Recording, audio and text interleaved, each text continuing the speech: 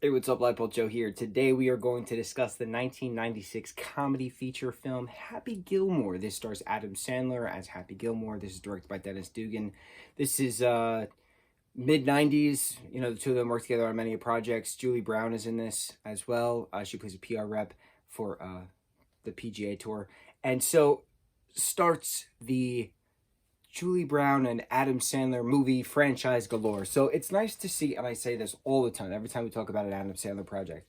I love watching Adam work with his friends. I love watching him work with the same actors over and over and over again. So to see, 96 Happy Gilmore, and then we just had Julie Brown and Adam Sandler play opposite each other in 2020's Netflix's Hubie Halloween.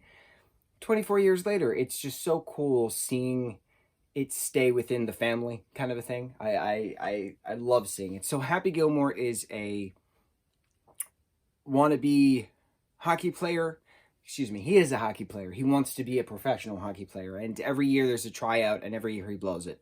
So he inadvertently shows off his hockey skills at a golf course, and line drives perfectly down the green, and does incredible. And then Carl Weathers is in this. He wants to train Happy to, win the PGA tournament. So why Happy decides to agree upon this to, join the tour to win prize money is to save his grandmother's house. Apparently his grandmother hasn't paid her taxes, so she owes the IRS $275,000.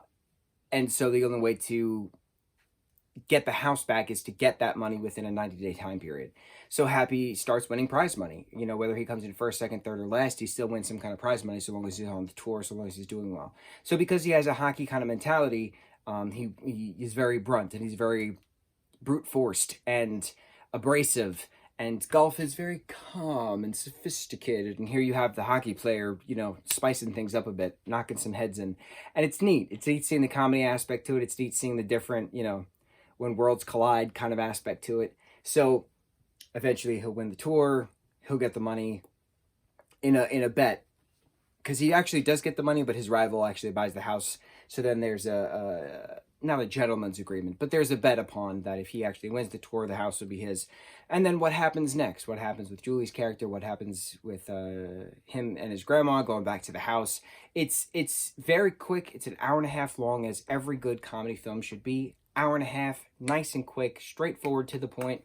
Very happy, fun film, filled with expletives, filled with fart jokes, filled with crude humor, but that's what the 90s were, and that's what Adam Sandler did best, back then. So I'm surprised, though, that this didn't have any music in it.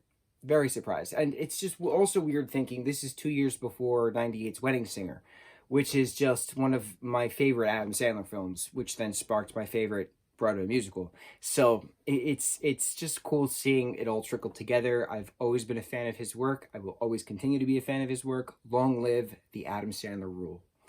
Mucho mahalo.